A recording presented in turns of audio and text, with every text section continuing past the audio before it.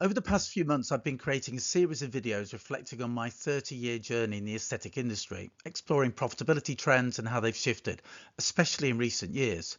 Then I came across a striking article titled Aesthetic Industry Experiences Traumatic Consolidation. It's a hard-hitting piece that doesn't hold back, painting a vivid and at times alarming picture of where our industry stands in 2025. Some of the insights are pretty stark and highlight real turbulence within the sector. So in this video, I'm going to unpack a few key points from that article and then share my own findings to see how much they align. So let's dive in. The article was written by Michael Moretti, a well-known commentator in the aesthetic space with over 30 years of experience. Based in the US, he runs Medical Insight, a company that produces leading trade publications and events for our industry. They're also a major source of industry data, tracking everything from global procedure volumes and product sales to new launches, revenue trends and future forecasts. So when he shares insights, it's worth paying attention to. In the February edition of his Medical Insights newsletter, Moretti doesn't mince words.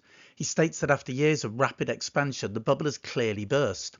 And according to him, we're now in the middle of the most significant shakeout and consolidation the aesthetic industry has ever seen, both in depth and in scale.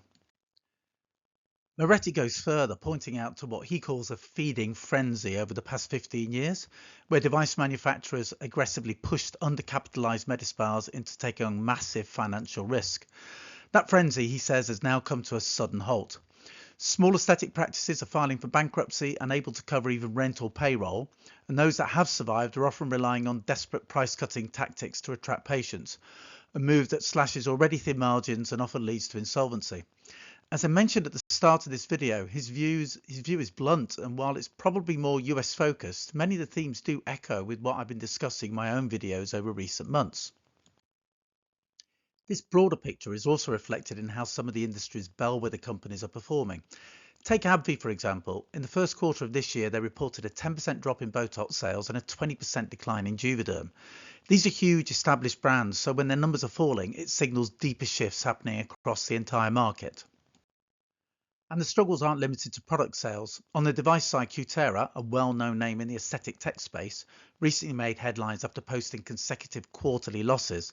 They were delisted from the Nasdaq after a 20-year run and have now re-emerged from Chapter 11 bankruptcy as a private company following a debt restructuring. It's another clear signal of just how turbulent the landscape has become. Another notable example is the Beauty Health Company, the manufacturer of hydrofacial. Since listing on the Nasdaq in 2021, their share price has dropped dramatically. The decline has been driven by ongoing quarterly losses and steadily falling sales, painting a clear picture of the challenges even prominent brands are now facing.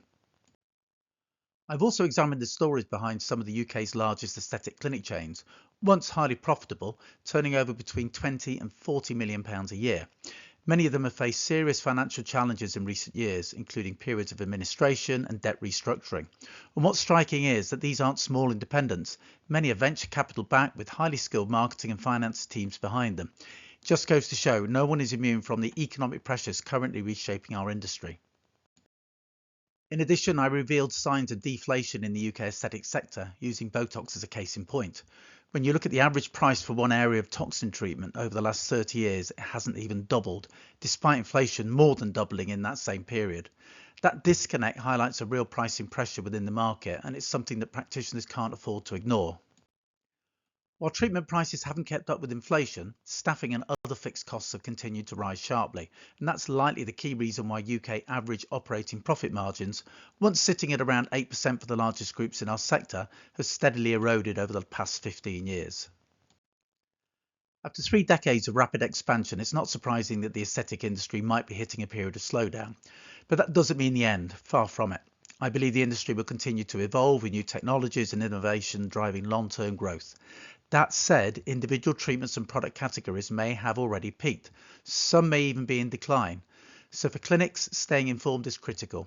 Keep an eye on the trends, monitor the data, and most importantly, make sure your treatment offerings are aligned with where the demand is actually heading.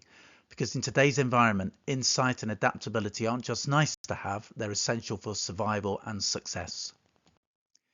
When you attend industry events or look at supply-led growth forecasts, it's easy to come away with the impression that aesthetics is a high-growth, high-profit sector of the economy. But when you dig into the facts, the picture is far more complex, and that's what Michael Moretti captures in his article on the industry's traumatic consolidation. He closes with a quote from Elon Musk, suggesting that this global shakeout may actually serve as a necessary reset, one that could leave us with a more sustainable, resilient industry in the long run. Personally, I agree. After working with hundreds of clinic owners over the years, the ones who thrive are those who truly understand industry dynamics and who have clarity around their numbers, their margins, and their strategy.